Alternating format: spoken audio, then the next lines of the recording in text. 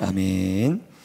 오늘 함께 은혜 받으실 말씀은 우리 신약성경 마태복음 16장 우리 13절부터 20절까지 말씀을 저 한 절, 여러분 한 절 한 절씩 교독합니다. 신약성경 마태복음 16장 13절부터 20절까지 말씀을 저 한 절, 여러분들 한 절 한 절씩 교독하겠습니다.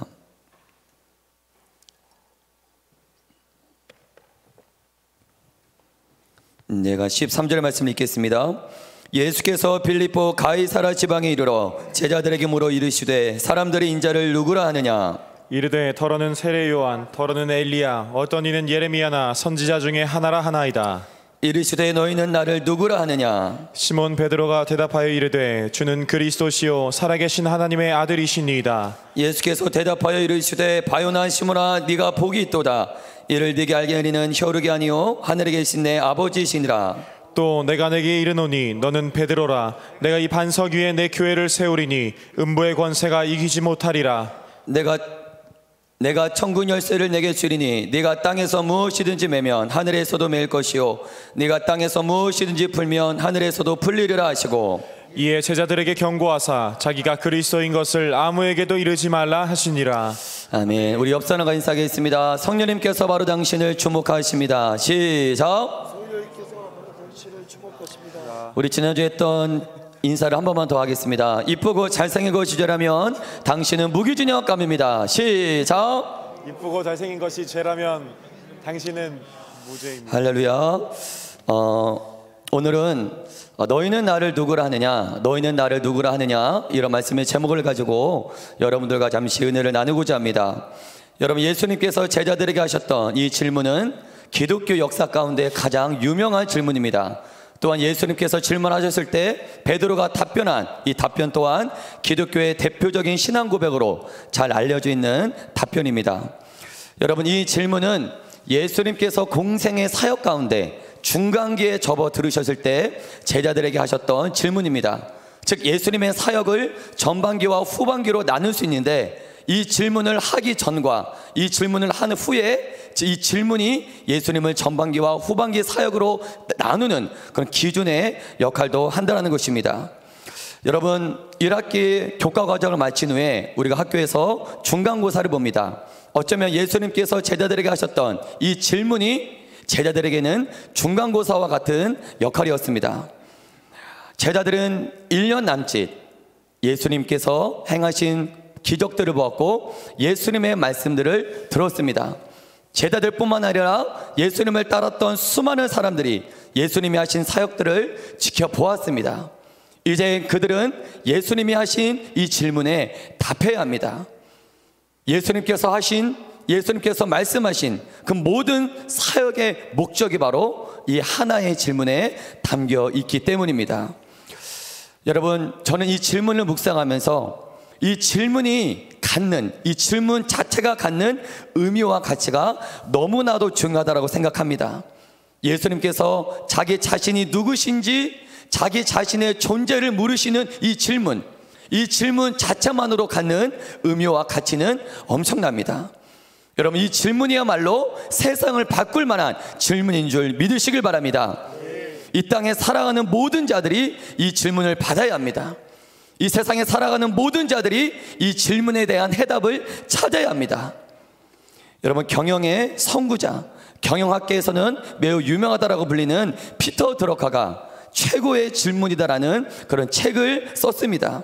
그의 책의 내용을 조금 발췌해 보았는데요, 제가 한번 읽어보겠습니다. 심각한 오류는 잘못된 답 때문에 생기는 것이 아니다. 정말로 위험한 것은 잘못된 질문을 던지는 것이다. 사업이 혼란에 빠졌다면, 조직이 반향을 잃고 헤매고 있다면 가장 급선무로 바로잡아야 할 것은 질문이다. 지금 당신은 제대로 된 질문을 가슴속에 품고 있는가? 한치 앞을 모르는 비즈니스 상황 속에서 당신의 일과 사업, 조직을 위한 올바른 질문을 던지고 있는가? 경영학자였던 그는 사업이 혼란에 빠지고 조직이 반향을 잃고 헤맬 때 가장 급선무로 바로 잡아야 할 것은 무엇이라고 합니까? 바로 질문이다라고 합니다. 질문. 저는 피터 드러커의 이 말이 지금 예수님께서 제자들에게 하셨던 이 질문, 예수님이 제자들에게 하셨던 이 질문의 의도와 상당히 매치가 된다라고 저는 생각을 합니다. 예수님께서 제자들에게 하셨던 이 질문의 의도도 피터 드러커가 말하고 있는 질문의 의도와 동일하다는 것입니다. 그의 글을 우리의 신앙생활에 적용해 본다면 이렇게 말을 바꿀 수가 있습니다. 예수님을 따르는 우리의 신앙생활도 방향성을 잃고 혼란에 빠져 헤매일 때가 있다는 것입니다. 방향성을 잃고 혼란에 빠져 헤매일 때, 이때 바로 잡아야 할 것은 무엇이냐? 저와 여러분들의 신앙생활도 예수님을 따르다가 방향성을 잃고 헤매일 때가 있다는 것입니다. 이때 우리가 신앙생활 가운데 바로 잡아야 할 것은 무엇인가? 그게 바로 예수님을 향한 잘못된 질문이다라는 것입니다. 저와 여러분들은 잘못된 질문을 가지고 예수님을 따르고 있지는 않은지 이 시간에 우리 자신을 점검해 보길 주님의 이름으로 간절히 축복합니다. 너는 나를 누구라 하느냐? 너는 나를 누구라 하느냐? 예수님이 제자들에게 하셨던 이 질문은 잘못된 질문을 가지고 예수님을 따랐던 이들에게 신앙생활의 방향을 바로잡게 하는 이정표와 같은 질문이었다는 것입니다.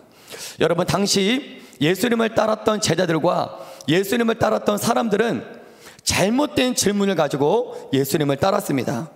예수님을 알려고 하기보다는 예수님의 능력과 예수님의 기적에 관심이 많았습니다.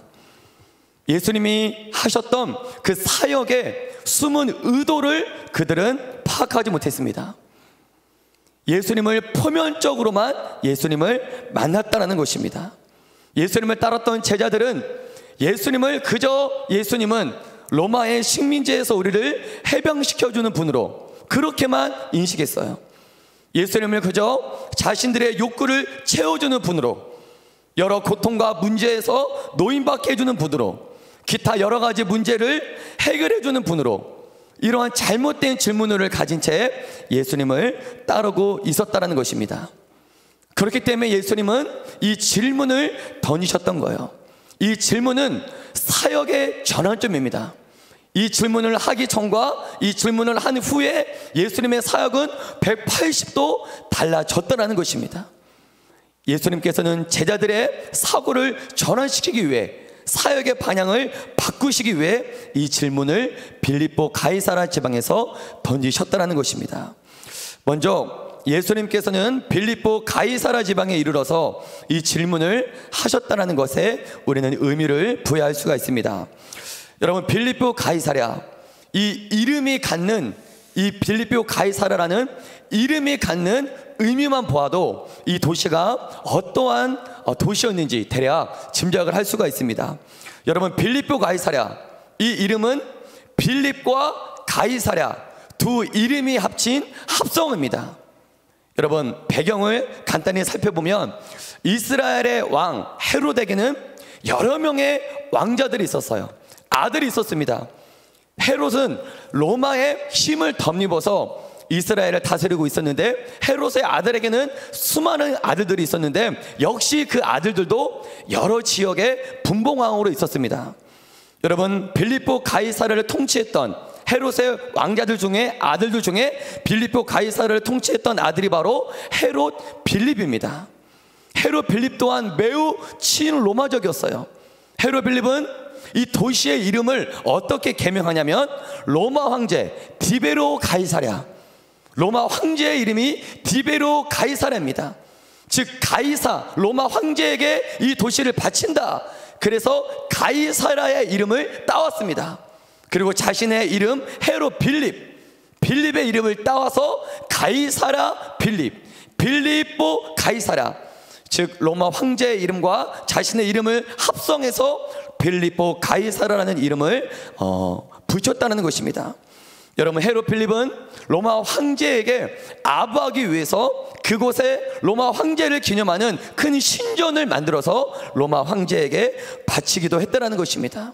이처럼 빌립보 가이사랴 지방은 매우 친로마적인 색깔이 강했던 도시였다는 것입니다. 그뿐만이 아닙니다. 빌립보 가이사랴는 고대로부터, 역사적으로부터 우상 숭배가 찌들었던 도시였어요. 옛날부터 바알을 섬겼고 아세라를 섬겼고 밀곰을 섬겼던 우상 숭배의 집결지가 바로 빌립보 가이사랴였습니다.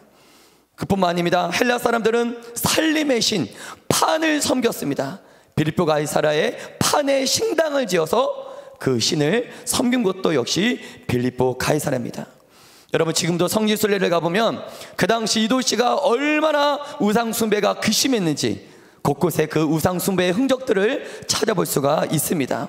여러분, 이처럼 빌립보 가이사랴는 세상 권력의 정점에 있었습니다. 세상을 지배한 로마의 힘, 그리고 세상 문화의 중심지, 이방 문화의 집결지가 바로 빌립보 가이사랴였다는 것입니다.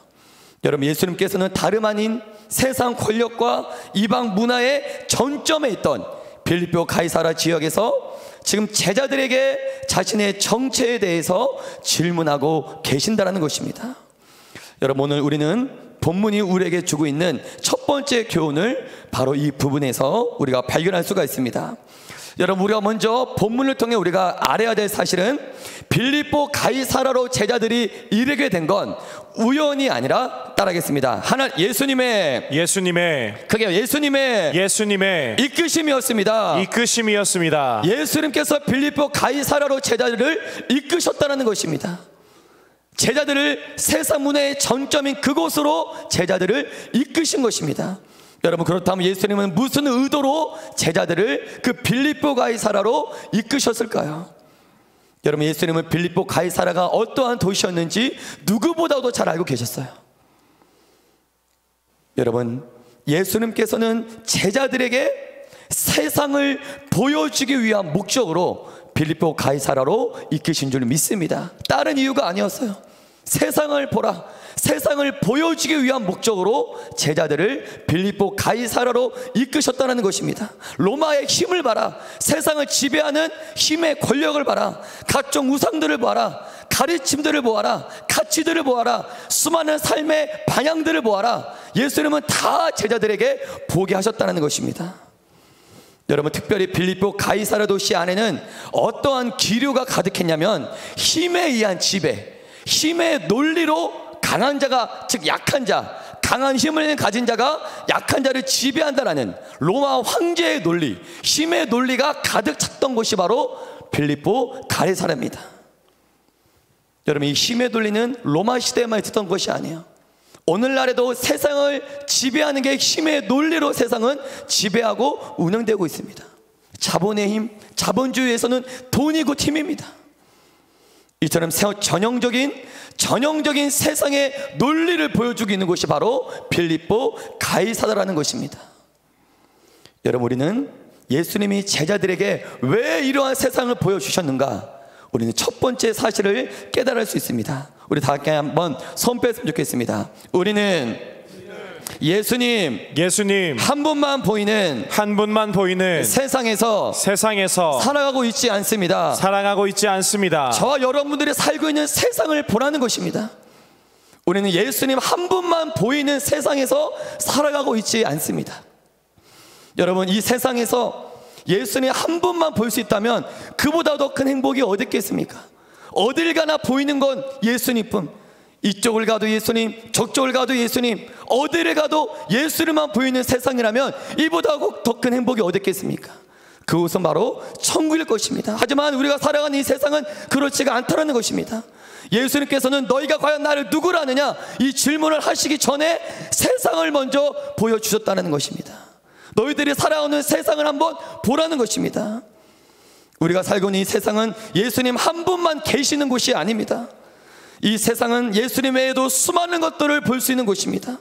빌립보 가이사랴만 해도 예수님 외에 수많은 신들이 있습니다. 수많은 가르침들이 있습니다. 수많은 삶의 방향과 가치들이 있다는 것입니다. 여러분, 중요한 것은 무엇입니까? 우리가 신앙 고백이라고 할 때 그 신앙 고백은 무엇입니까?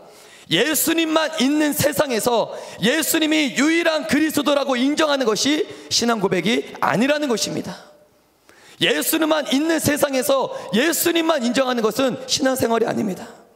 예수님 외에 수많은 신들과 수많은 가르침과 반향과 가치들이 있지만, 그리고 내가 그것들을 마땅히 선택할 수 있지만 그 모든 것들을 부인하고 오직 예수님만이 유일한 그리스도십니다, 예수님만이 살아계신 하나님의 아들이다라고 인정하는 것이 바로 신앙 고백인 줄 믿으시길 바랍니다. 아멘. 예수님은 과연 제자들에게 이러한 목적으로 세상을 먼저 보여주셨다는 것입니다.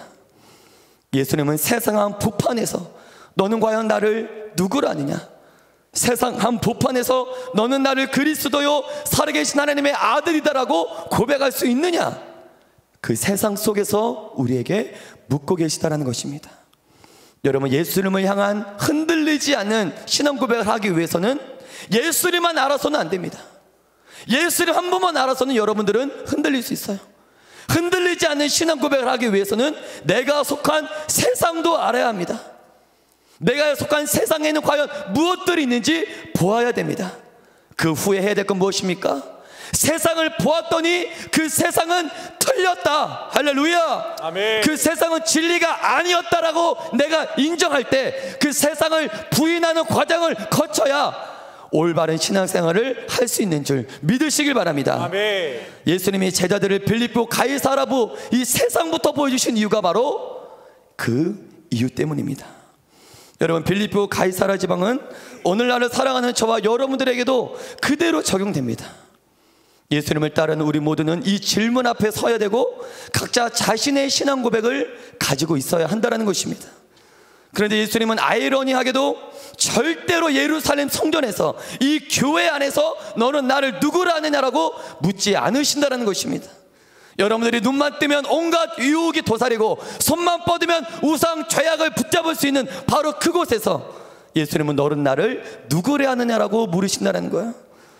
또한 매일매일 힘겹게 싸워야 되는 치열한 삶의 현장 속에서 예수님은 이 질문을 나에게 하고 계신다는 것입니다. 여러분들은 바로 그 자리에서 지금까지 주님께 어떠한 대답을 들려주셨습니까? 여러분, 이 교회 안에서는 조명이 비치고 찬양 소리가 나오고 믿음의 동역자들이 있는 이 교회 안에서는 베드로와 같은 신앙 고백 누구나 할 수 있습니다. 하지만 주님이 정작 기다리는 신앙 고백은 교회 안에서의 고백이 아니라 신앙 고백하기에 너무나도 힘든 환경과 상황, 그곳에서 신앙 고백하는 그 고백을 하나님은 기다리고 계시는 줄 믿으시길 바랍니다. 아멘. 혹시 이 가운데 정말 신앙 고백하기에 너무나도 힘든 환경과 상황 가운데 놓인 분들이 이 자리에 있을 수 있습니다. 믿지 않는 부모님 밑에서 홀로 외롭게 씨름하는 분이 이 자리에 있을 수 있습니다. 예수님의 이름만 꺼내면 무시와 비웃음을 받으며 나를 조롱하는 듯한 분위기 속에서 매일매일 직장생활을 하며 하루하루를 살아가는 분들이 이 자리에 있을 수 있습니다. 여러분, 중요한 건 여러분들이 처한 그곳이 바로 빌립보 가이사다라는 것입니다. 그리고 주님은 여러분들이 처한 그곳에서 계속 묻고 계신다는 거예요. 너희는 과연 나를 누구라 하느냐? 너희는 과연 나를 누구라 하느냐? 여러분들이 치열한 삶의 현장 속에서 주님은 나의 그리스도시요 살아계신 하나님의 아들입니다라고 고백하는 고백이 여러분들의 삶 속에서 터져나오길 주님의 이름으로 간절히 축복합니다. 아멘. 축복합니다. 아멘. 여러분, 오늘 본문을 보면 빌립보 가이사라라는 이런 지역적인 배경에서 예수님은 두 가지 질문하십니다. 동일한 질문을 두 번 하셨는데 대상이 달라요. 사람들이 인자를 누구라 하느냐? 두 번째는 제자들에게 물으십니다. 그럼 너희는 과연 나를 누구라 하느냐? 여러분, 예수님이 듣고 싶었던 대답은 누구의 대답이었을까요? 사람들의 대답이 아니었습니다. 사람들이 나를 어떻게 생각하든 말든 그 중요하지 않아요. 제자들 너희는 나를 누구라 하느냐? 예수님이 듣고 싶었던 대답은 제자들의 고백이었어요. 우리 사람들은 예수님을 과연 누구라고 하는지 우리 마태복음 16장 14절의 말씀을 한번 크게 선포하겠습니다. 시작. 이르되 더러는 세례 요한, 더러는 엘리야, 어떤 이는 예레미야나 선지자 중에 하나라 하나이다. 여러분, 세상 사람들은 예수님을 이러한 시각으로 바라보고 있다는 것입니다. 또 한 명의 선지자, 또 한 명의 사상가, 또 한 명의 종교인으로 예수님을 바라보고 있습니다. 우리는 이 부분에서 두 번째 교훈을 깨달을 수 있는데 우리 함께 앞에 있는 글자를 읽도록 하겠습니다. 시작. 모든 사람들이 예수를 그리스도요 살아계신 하나님의 아들이라고 고백하는 세상에서 살아가고 있지 않다. 여러분, 모든 사람이 예수님을 인정하고 모든 사람이 예수님을 살아계신 하나님의 아들이다라고 인정하는 그 세상 분위기 속에서 우리는 살아가고 있지 않다라는 것입니다.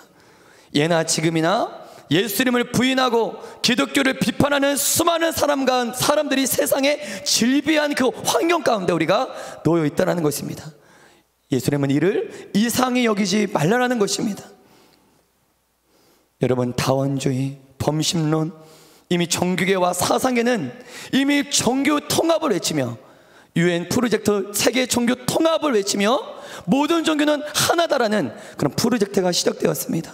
이 시대에 예수님만이 진리다라고 외치는 자들은 시대의 흐름에 뒤떨어지는 외골수 취급을 받는 세상 가운데 우리가 살아가고 있다는 거예요. 여러분, 예수님은 제자들에게 물으세요. 우리 마태복음 16장 15절의 말씀을 함께 선포하겠습니다. 시작. 이르시되 너희는 나를 누구라 하느냐. 여러분, 예수님께서는 제자들에게 그럼 너희는 나를 누구라 하느냐. 예수님도 세상 사람들과 제자들을 구분하고 있습니다. 구별시켰습니다. 여러분, 제자들은 예수님을 세상 사람들처럼 처음 만난 자들이 아니었습니다. 일정 기간 동안 제자들은 예수님과 동행한 자들이었어요. 예수님의 말씀을 들었던 자들이었고 예수님의 표적과 기적을 경험한 자들이었습니다. 그 당시에 예수님과 가장 가까이 있던 자들이 바로 예수님의 제자들이었다는 거예요. 예수님은 바로 그러한 제자들에게 너희는 과연 나를 누구라 하느냐. 여러분, 이 질문은 저와 여러분들에게도 동일하게 적용된다는 것입니다. 따라하겠습니다. 예수님은 처음부터 우리에게 무리한 질문을 하지 않으십니다. 이러한 질문 처음부터 우리에게 하지 않으십니다. 우리의 고백을 요구하지 않으세요. 우리에게 무리한 질문도 하지 않으십니다. 우리의 신앙을 확인하는 어떠한 요구도 처음부터 예수님은 하지 않으십니다. 제자들에게도 처음부터 무리한 질문을 하지 않으셨어요. 여러분들의 신앙을 아시기 때문에 예수님께서는 일정 기간 동안 나를 만나주시는 것부터 시작하십니다. 일정 기간 동안 예수님 자신에 대해서 알아가는 것부터 예수님은 시작하신다는 것입니다. 그게 시작이라는 거예요. 하지만 어느 정도 기간이 지나고 이 시점이 되면 반드시 누구에게나 이 같은 질문을 1대1로 하신다는 거예요. 이런 질문은 누구나 예외가 될 수 없습니다. 너는 나를 누구라 하느냐? 저는 이 말씀을 묵상하면서 이러한 질문을 받는 것 자체가 복이다라고 생각합니다. 우리 한번 선포하겠습니다. 이러한 질문을 받는 것 자체가 중요하다. 내가 이러한 질문을 받았다. 하나님 이러한 질문을 우리에게 왜 주셨을까요? 지금까지 알고 만났던 예수님을 대해서, 지금까지 내가 경험했던 예수님에 대해서 정리하고 생각할 시점이 왔다라는 거예요. 내가 과연 예수님을 이렇게 생각하고 이렇게 만나왔는데 내가 생각하는 예수님이 과연 이 예수님이 맞나? 지금까지 만난 경험을 토대로 예수님이 과연 누구신지 통찰할 때가 왔다라는 것입니다. 우리는 예수님이 과연 누구인지 통찰해야 됩니다. 아무런 반영과 목적 없이 예수님을 따르는 것이 아니라 이런 질문이 나에게 주어졌을 때 예수님에 대해서 통찰해야 되고 예수님에 대해서 정리하고 나의 생각을 확인해야 된다는 것입니다. 여러분, 이러한 질문, 너희는 나를 누구라 하느냐? 이 질문은 예수님을 위한 질문이 아니었습니다. 이 질문은 우리들을 위한 질문이었어요. 나를 위한 질문. 제자들에게 어떠한 대답을 듣고 싶어서 주님이 질문한 것이 아니라 제자들을 위한 질문이었다는 것입니다. 예수님께서 물으시는 이 질문으로 우리는 예수님에 대해서 잘못 생각했던 나의 반향들을 전환할 수 있어요. 새롭게 할 수 있다는 것입니다. 여러분, 이어 16장 16절의 말씀을 보면 베드로는 뭐라고 대답합니까? 우리 마태복음 16장 16절의 말씀을 힘차게 선포합니다. 시작. 시몬 베드로가 대답하여 이르되 주는 그리스도시요 살아계신 하나님의 아들이시니이다. 로마 황제에게 바쳐진 그 도시, 빌립보 가이사라는 로마 황제에게 바쳐진 도시였어요. 로마 황제의 통치권이 이스라엘 전역을 다스리고 있고, 그 중에 빌립보 바이사라는 그 주인 자체가 로마 황제였습니다. 그 도시에서 베드로는 주는 그리스도시요 살아계신 하나님의 아들입니다라고 고백하고 있다는 것입니다. 여러분, 이 고백 안에는 무슨 의미가 내포되어 있습니까? 예수님만이 나의 주인입니다. 로마의 시저를, 로마의 가이사를 나의 주인으로 받아들이지 않겠습니다. 오직 예수님만이 나의 주인이시고 예수님의 통치만을 받겠습니다. 이러한 의미가 베드로의 고백 안에 담겨 있다는 것입니다. 여러분, 그 당시 세계를 다스리던 로마는 하나의 조건을 내걸었습니다. 가이사라를, 시저를 너희들의 주인으로만 고백하라. 그럼 너희들의 신앙을 인정해 주겠다. 너희들의 문화를 다 인정해 주겠다. 하지만 이것은 예수님을 믿는 기독교인들과는 전혀 타협할 수 없는 조건이었습니다. 베드로가 했던 이 고백은 오직 주님만이 나를 다스리는 왕이다라는 고백이에요. 여러분, 이어서 베드로가 했던 이 고백 안에는 우리가 예수님을 믿는다라고 말은 하는데, 도대체 예수님의 무엇을 믿는 것인가? 기독교의 기본적인 진리가 베드로의 고백 안에 담겨 있습니다. 우리 함께 따라하겠습니다. 주는 그리스도이십니다. 헬라 원역을 직역하면 당신은 바로 내가 오랫동안 기다려왔던 그 메시아입니다. 직역하면 이런 뜻이에요. 주는 그리스도이십니다. 주는 2인칭 대명사로 쓰입니다. 당신은, 내 앞에 서 있는 바로 당신은 내가 오랫동안 기다려왔던 바로 그 메시아입니다.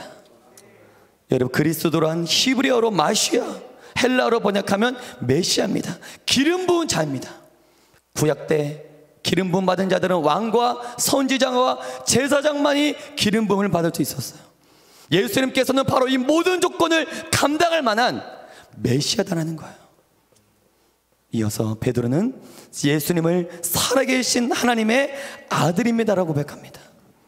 여러분, 예수님, 구약의 언약으로 보면, 다니엘 7장을 보면 예수님이 메시아 되기 위해서는 인성과 신성을 다 만족시켜야 합니다. 당신은 살아계신 하나님의 아들입니다. 이건 바로 예수님의 신성을, 살아계신 하나님의 아들, 예수님을 하나님과 동등하신 분으로 베드로는 그렇게 고백하고 있다는 거예요. 여러분, 지금 베드로는 완벽에 가까운 100점짜리의 고백을 하고 있는 줄 믿으시길 바랍니다. 아멘. 우리는 베드로의 질문을 통해 베드로가 과연 어떻게 이러한 대답을 할 수 있었나? 베드로는 과연 어떻게 이러한 질문을 할 수 있었나? 우리는 그 배경을 한번 살펴보아야 합니다. 우리 마태복음 16장 우리 17절의 말씀을 함께 선포하겠습니다. 시작. 예수께서 대답하여 이르시되 바요나 시모나 내가 복이 있도다. 이를 내게 알게 하니는 혈육이 아니요 하늘에 계신 내 아버지시니라. 여러분, 이 말은 무엇입니까? 인간의 힘으로는 하나님의 영역에 도저히 절대로 이룰 수가 없다는 것입니다. 타락한 본성을 가진 저와 여러분들은 우리 스스로 하나님을 알 수 없습니다. 우리 스스로 하나님께 나아갈 수 없다는 것입니다. 여러분, 그래서 하나님이 택하신 방법이 뭡니까? 인카네이션, 성육신인 줄 믿으시길 바랍니다. 내가 하나님께 나아갈 수 없어요. 인간 스스로는 하나님께 나아갈 길조차 무슨 길인지 알 수 없습니다. 하나님께서 우리가 알 수 있는 방법으로, 우리가 볼 수 있는 그 모습으로 성육신 하셔서 이 땅에 내려오셨다는 것입니다. 이게 하나님의 열심입니다. 내 열심으로 하나님을 만난 것이 아니었다는 거예요. 내 노력으로 하나님을 알았던 것이 아니었다는 것입니다.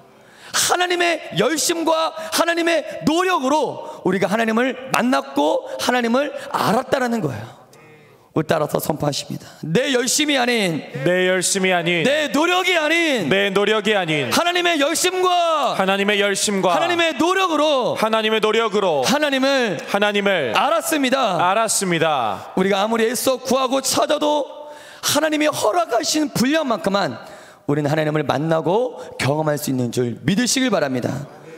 바울이 고백한 고백이 이러한 고백이에요. 우리 고린도전서 15장 10절의 말씀을 선포합니다. 시작. 그러나 내가 나 된 것은 하나님의 은혜로 된 것이니 내게 주신 그의 은혜가 헛되지 아니하여 내가 모든 사도보다 더 많이 수고하였으나 내가 한 것이 아니요 오직 나와 함께 하신 하나님의 은혜로라. 우리 에베소서 2장 8절의 말씀도 선포합니다. 시작. 너희는 그 은혜에 의하여 믿음으로 말미암아 구원을 받았으니 이것은 너희에게서 난 것이 아니요 하나님의 선물이라. 하나님의 선물이기에 내 노력이 아니기에 우리는 그 누구에게서도 내 신앙을 자랑할 수가 없다라는 것입니다. 신앙이 연약한 자를 비판해서도 안 된다는 거예요. 처음 된 자가 나중되는 것처럼 오늘의 뜨거운 신앙을 내일까지 간다 보장할 수가 없다라는 것입니다. 이 자리에 계신 여러분들은 베드로가 했던 이 고백과 100% 동일한 고백, 그런 고백은 아니지만 주님을 뜨겁게 만났던 그때 저마다 주님께 고백했던 신앙 고백을 가지고 있을 것입니다.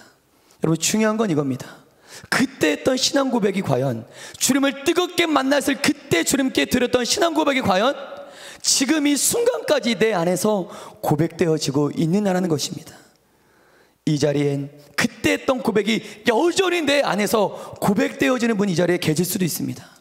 하지만 어떤 분들은 그저 과거의 고백만으로, 과거의 고백 가지고 오늘을 살아가는, 예전에 그 고백 가지고 오늘을 버티며 하루하루 힘겹게 신앙생활하는 분들이 이 자리에 있을 수도 있다는 거예요. 우리는 과거에 했던 신앙 고백으로 오늘과 내일을 살아가는 것이 아니라 매일매일 하나님을 만나 누리며 알게 되는 그 새로운 고백으로 오늘을 살고 내일을 살아야 할 줄 믿으시길 바랍니다. 아멘. 그래, 우리는 매일매일 다른 방법이 없습니다. 우리가 매일매일 기도하라고 외치는 이유, 매일매일 말씀 바라라고 말씀 바라라고 외치는 이유는 이것밖에 없기 때문입니다. 매일매일 기도해야지만, 매일매일 말씀을 봐야지만 주님을 알 수 있기 때문입니다. 새로운 살아있는 신앙 고백 가지고 오늘과 내일을 살아갈 수가 있기 때문입니다. 아멘. 여러분, 매일 하나님을 만나고 경험함으로 여러분들의 의지로 하는 고백이 아니라, 내 의지가 아니라 내 안에 성령께서 나의 입술을 통해서 주는 그리스도시요 살아계신 하나님의 아들입니다라고 고백하는 그 고백이 여러분들 안에 샘솟아 터져나오길 주님의 이름으로 간절히 축복합니다. 아멘. 이러한 고백을 하는 자가 바로 교회다라는 것입니다. 할렐루야. 이러한 고백을 하는 순간 그 자가 바로 비로소 교회가 되었다라는 것입니다. 이게 바로 교회의 시작이라는 것입니다. 이러한 고백을 외친 자들이 모인 곳이 바로 교회고, 그 교회는 절대로 음부의 권세가 능히 이기지 못한 강력한 공동체로 세워질 거라고 예수님이 말씀하셨다는 것입니다. 오늘 말씀을 정리하려고 합니다. 우리 반주해 주시고요. 여러분, 오늘 예수님께서 제자들에게 이 질문이 너무 중요해요. 너희는 나를 누구로 아느냐? 이 질문은 공간복음서, 마태마가, 누가복음 세 공간복음서에 동일하게 등장하는 질문이에요. 너희는 나를 누구로 아느냐? 중요한 건 예수님께서 이 질문을 하시고 베드로가 주는 그리스도시요 살아계신 하나님의 아들이십니다 답변한 뒤에 바로 이어지는 내용이 있습니다. 이 내용 또한 마태마가, 누가복음, 공간복음서에 동일하게 이 내용이 이후에 등장해요. 과연 이 고백 뒤에, 베드로의 고백 뒤에 예수님은 과연 무슨 말씀을 하시는지 마태복음 16장 21절의 말씀을 한번 선포하겠습니다. 시작. 이때로부터 예수 그리스도께서 자기가 예루살렘에 올라가 장로들과 대제사장들과 서기관들에게 많은 고난을 받고 죽임을 당하고 제3일에 살아나야 할 것을 제자들에게 비로소 나타내시니 너희는 나를 누구로 하느냐? 이 질문 뒤에 예수님은 바로 주는 그리스도 살아계신 하나님의 아들입니다. 이 고백을 드린 예수님은 바로 이어서 십자가를 말씀하십니다. 이게 마태마가, 누가복음 공통적으로 이 질문 뒤에 바로 이 십자가를 고백하는, 십자가를 말씀하시는 이 내용이 공간복음서 세 복음서에 동일하게 등장해요. 여러분, 예수님이 너희는 나를 누구로 하느냐? 너희는 나를 오해하고 있지는 않니? 예수님이 제자들에게 하셨던 이 질문의 진짜 의도는 바로 이 말씀을 하시기 위함이었어요. 여러분 모두는 각자 내가 생각하는 메시아가 있습니다. 내가 생각하는 예수님, 또 내가 기대하는 예수님이 있어요. 여러분들이 신앙생활하면서 또 예수님을 따르면서 여러분들이 오랫동안 꿈꾸는 구원이 있습니다. 또 바람들이 있어요. 여러분, 중요한 건 내가 지금까지 생각해왔던, 내가 기다려왔던 그 예수님이 과연 성경에서 말씀하고 있는 그 예수님과 맞냐라는 것입니다. 그 당시 이스라엘 사람들이 생각하는 메시아는 화려한 옷을 입은 강한 군대를 가진 영웅이었어요. 이스라엘 중에서도 가장 총동네 나사렛 베들레헴에서 태어난 이 예수의 모습이 그들이 생각했던 메시아의 모습이 아니었습니다. 여러분, 어쩌면 그들이 예수님을 십자가에 못 박은 이유가 뭡니까? 그들이 생각해왔던 메시아가 아니기 때문이에요. 그들이 생각해왔던 메시아의 모습이 이 모습이 아니기 때문에 그들이 예수님을 십자가에 못 박았던 것입니다. 여러분, 지금 예수님은 제자들에게 묻고 계세요. 너희는 과연 나를 누구라느냐? 내가 그리스도 맞고 살아계신 하나님의 아들 맞는데 너희는 나를 누구라느냐?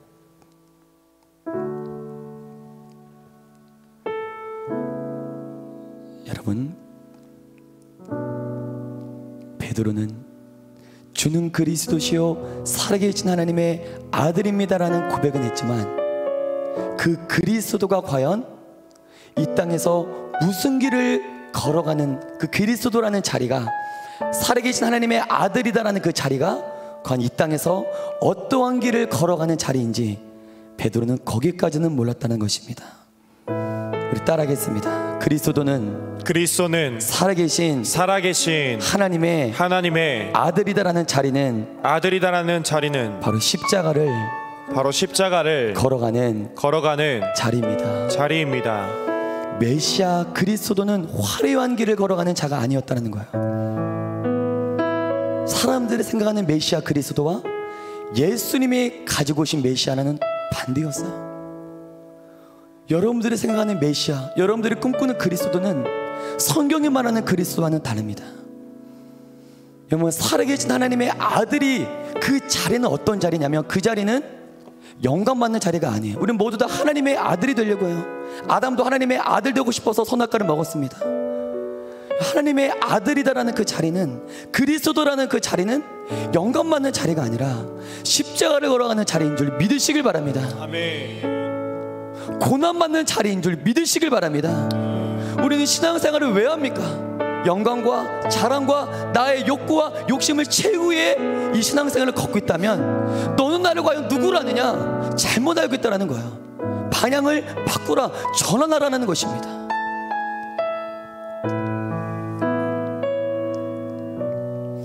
여러분, 십자가의 길은 결코 쉬운 길이 아닙니다. 때로는 그 길을 가면서 우리는 손해를 봐야 되고요, 욕을 먹어야 되고요, 희생을 당해야 되고, 수많은 사람들에게 손가락질을 당하는 그 자리가 바로 십자가를 걸어가는 길이에요.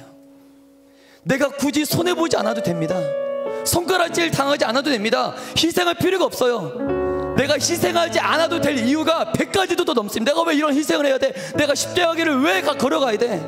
그런 이유를 찾자면 수만 가지를 댈 수 있어요. 하지만 우리가 십자가를 지고 그 길을 걸어가야 하는 단 한 가지의 이유가 있습니다. 우리 따라하겠습니다. 그 길은 예수님과 함께하는 길이기 때문입니다.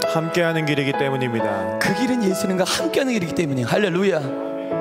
고난과 손가락질과 희생을 당하지만 내가 그래도 그 십자가의 길을 포기하지 않고 부인하지 않고 걸어가는 이유는 그 길에 누가 계시기 때문입니까? 예수님이 계시기 때문에. 그래서 그 길이 행복한 거예요. 할렐루야. 누가 계시기 때문에? 예수님이 계시기 때문에. 너희는 과연 나를 누구라 하느냐? 십자가의 길을 따를 수 있느냐?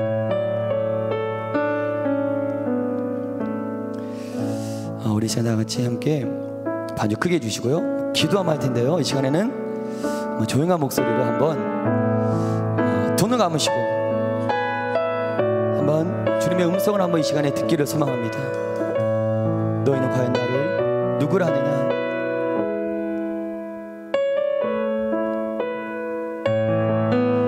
과연 나를 누구라느냐.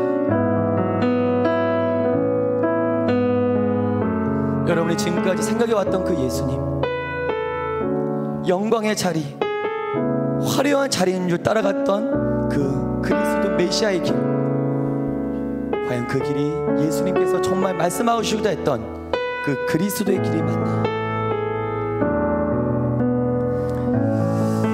우리 시간에 한번 주여 삼창하시고 우리 시간에 기도할 텐데요, 이 시간 주님은 우리에게 물으십니다. 너희는 나를 누구라느냐? 우리는 이 질문 앞에 정확한 대답을 가지고 있어야 됩니다. 하나님, 이 시간 내가 주님을 알기를 원합니다. 주님을 만나기를 원합니다. 주님의 시간 나를 만나 주시옵소서. 예수님을 정확히 알기를 원합니다. 예수님을 정확히 알기를 원합니다. 십자가의 길을 걸어가기를 원합니다. 주여, 나를 만나 주시옵소서. 나를 만나 주시옵소서. 예수님을 정확히 알고 싶습니다. 나를 만나달라고 우리 주여 상정하시고 간절하게 기도하시겠습니다.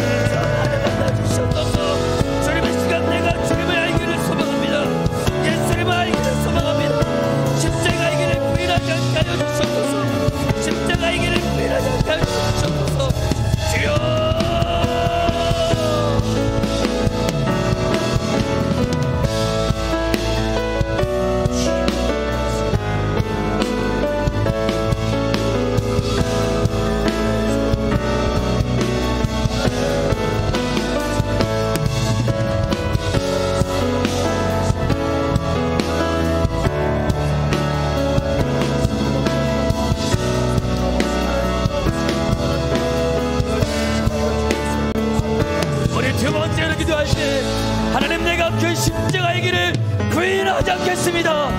온갖 희생과 손가락질을 당할지라도 십자가의 길에서 예수님을 만나겠습니다. 예수님과 동행하겠습니다. 예수님을 만난 기쁨으로 그 길을 걸어가겠습니다.